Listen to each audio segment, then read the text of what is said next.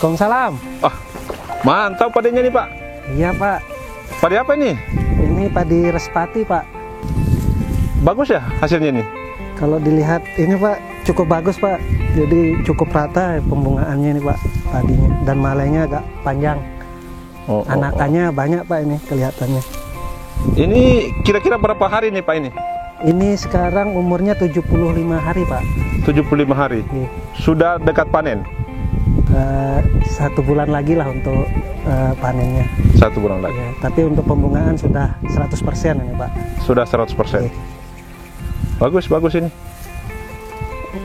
Ini panas Pak, mungkin kalau lebih ini kita duduk di saung. Oh, ayo.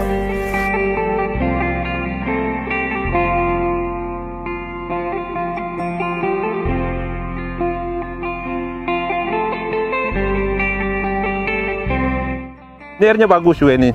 Iya Pak.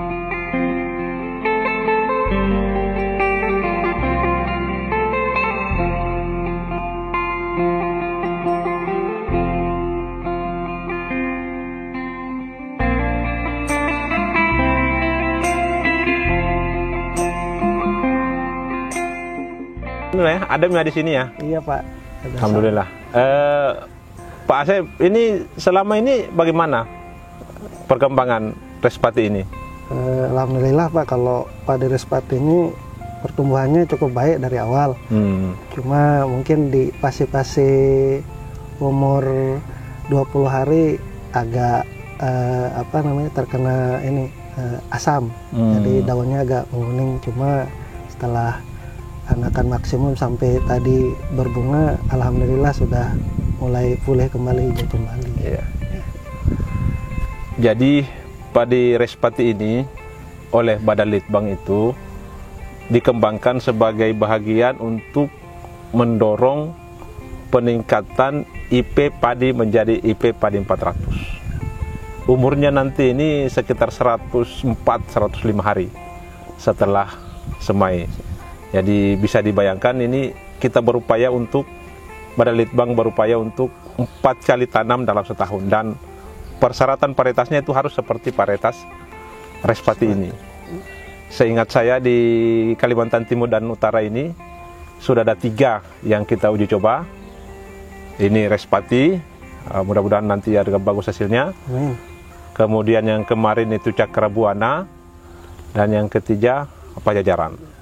Itu adalah varietas-varietas yang memang untuk IP 400 dan produksinya bagus, bisa sampai 8-9 ton. Dan kita berharap ini upaya BPTP juga untuk mendukung ketersediaan pangan, khususnya menyongsong ibu kota Nusantara di Kalimantan Timur ini. Jadi kalau kita lihat pertumbuhannya Pak, ini kan padi ini cukup bagus. Ya. Nah nanti apakah bisa ditanam kembali Pak benih padi Respati ini untuk musim berikutnya? Oh, ini padi Respati yang benih ini kami datangkan itu masih dalam sebagai benih sumber, kalau saya tidak salah itu label putih.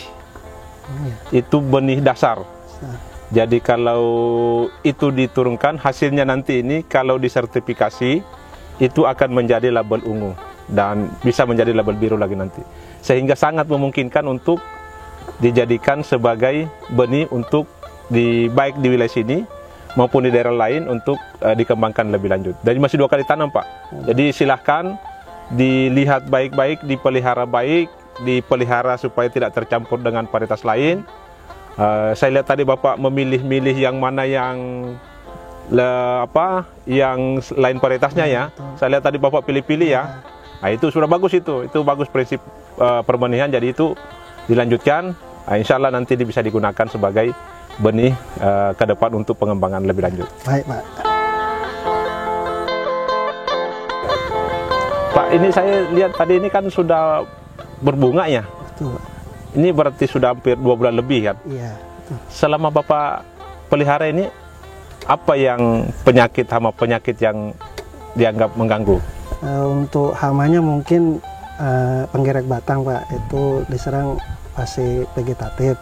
Iya. Cuma untuk yang pembungaan ini walang sangit. Nah, untuk penyakitnya padi respati ini cukup tahan, Pak.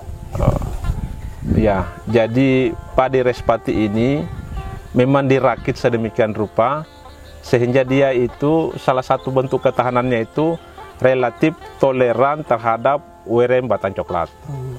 Kemudian tahan terhadap hawar daun bakteri. Kemudian juga dengan tahan atau relatif tahan dengan penyakit belas beberapa prototipe ya.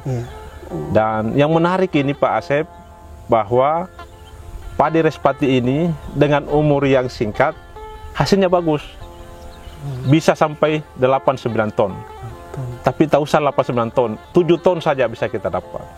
Kalau bisa kita tanam 4 kali setahun, itu berarti bisa kita mendapatkan 28 ton per hektar per tahun.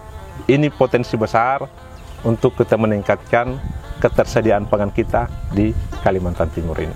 Apalagi ini mendekati prosesi ibu kota Nusantara kan? Iya Pak, betul. Ya.